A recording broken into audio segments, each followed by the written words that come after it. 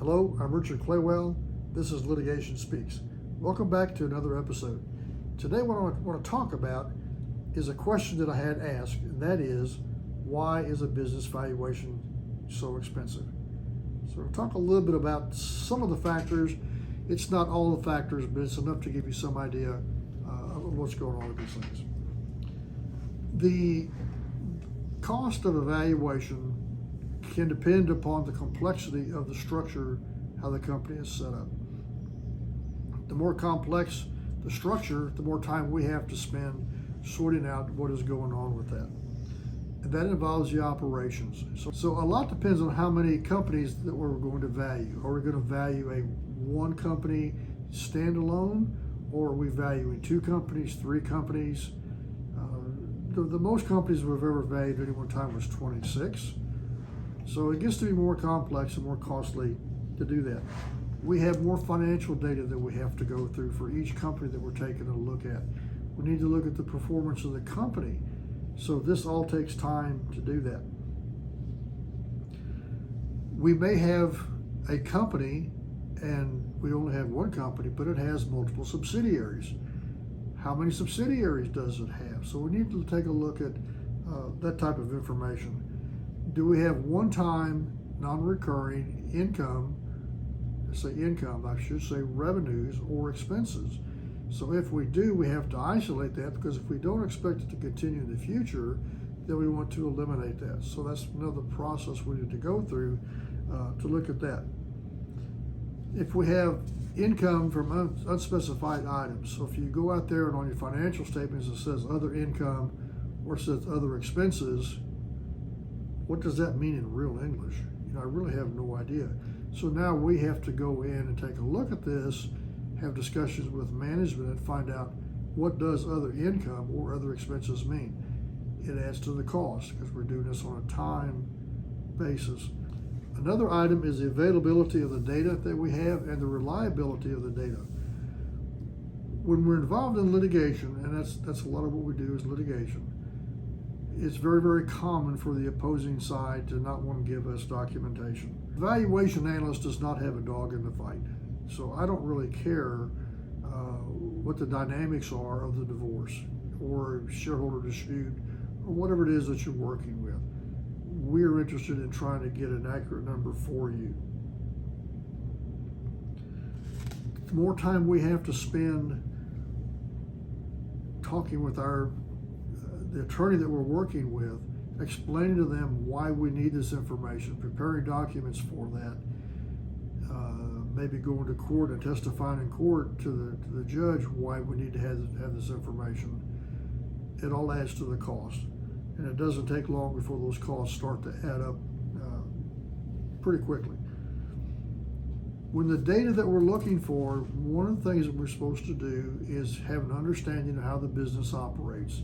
So there are a lot of different things that we want to take a look at, and we involve this with a combination of our document request and information request. One of the things we want to take a look at for the particular company is, what is the customer concentration? If we generate all of our business from one client, if we lose that client, we're in trouble. Many, many years ago, we had a valuation where an individual that owned the company died. His son was continuing to operate the company. Their business was 90% from one company. And so how do you handle that? So those are items that have to be discussed with management. We have to look at what the outcome is going to be for that. We want to look at vendor concentration. The vendors are the people we're buying a product or a service from. If those people are related to the business owner, you may be getting a brother-in-law deal. And I've had that happen before. You may not be getting a brother-in-law deal. You may be buying a lot of your products from one particular vendor, and because of that, they're giving you some discounts, which really is giving you a better price. So now if I'm going to buy your company, is that relationship going to continue? Probably not. And we had one like this several years ago, and the guy that owned the company was leasing a building from a friend of his in high school. And we were just talking, and the business owner told me His friend told him that if he sold his company, he was going to double the rent. And I explained this to the potential buyer of a company. We factored that in, and they backed out of the deal because the company would not be making a profit if they doubled the cost of that. Depending on the type of the engagement that it is, we may need to take a look at personal and business goodwill. We need to ask questions about that. We need to get information on who's doing what within the company and how much of that is business related, how much of that is personal related. And again, the more time we have to fight to get that type of information, the more expensive the engagement is going to be. We want to look at cybersecurity. Do they even have any cybersecurity? And if they do, what is that? So we have some questionnaires that we send to the clients to ask about these types of things. Have family involvement. We need to take a look at what's happening on the payroll. Who's getting paid on the payroll? What are their qualifications to be actually working in a business? We had a valuation a number of years ago. This just always stands out to me. Actually, it's a case I talked about just a few minutes ago, where 90% of their work came from one particular customer. The husband died. The wife was still working for the company, and it's very common in close to hill companies to have family members on the payroll. This woman was paid $70,000 a year, and we factored that out. We normalized that. Her only responsibility was to go by the post office in the morning and pick up the mail. That's what she did, and she got paid $70,000 for that. So you want to look at those types of things, because I'm not going to continue to have, i.e. a strange woman picking up the mail for $70,000. So we have to spend time sorting that out to figure out what's going on. It's also common to have younger family members working for the company. I got my daughter working there. She's doing the accounting. Makes no difference that she doesn't know how to do the accounting, but somebody showed her how to enter things, so that's what she does. Zero education, little or no experience. So that creates some issues in itself. But, that particular individual's paid $50,000 a year to do this. I could go hire a bookkeeper every day of the week for substantially less. So we need to take a look at those items, but it takes more time to sit down and sort all this information out. We ask for your notes payable that you have, who you owe to your various lenders that you have. Do you have information, or does your CPA know how to adjust that note payable to fair market value? We typically will ask if the CPA wants to do these types of things, if they can give us data for this. If not, we will do that. So now we're asking for information on the loans that you have, and that the clients don't want to spend the time to get that information for us. We have to spend the time to try to get it. We need to adjust that to fair market value, and because they want to delay that, they just don't want to spend the time doing it. It costs more money. When the business is operating, it's very, very common to see where we will loan money to or from the shareholder of the company. The question then becomes, are those loans actually loans, or are those actually capital contributions? I.e., is it debt or is it equity? So now we have to go sort this out, and it's going to be for each loan that you've got that's out there. You can classify it as a loan all day long, but that doesn't make it a loan. So those are items that take longer for us to go out and take a look at it. We want to look at the quality of the books and records that you have. That's just some analysis that we need to do. We're going to ask you questions about why various things happened.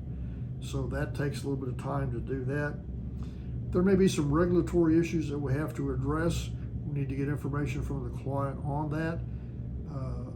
It may be a hazardous waste material site that needs to be taken a look at. We've done that before. But again, those types of things take longer. We may have some other types of environmental risks. We want to take a look at the capital expenditures, the assets that the company's buying. How erratic is that? So if we want to make a projection of that, you're trying to look at what do we think they're going to be doing in the future.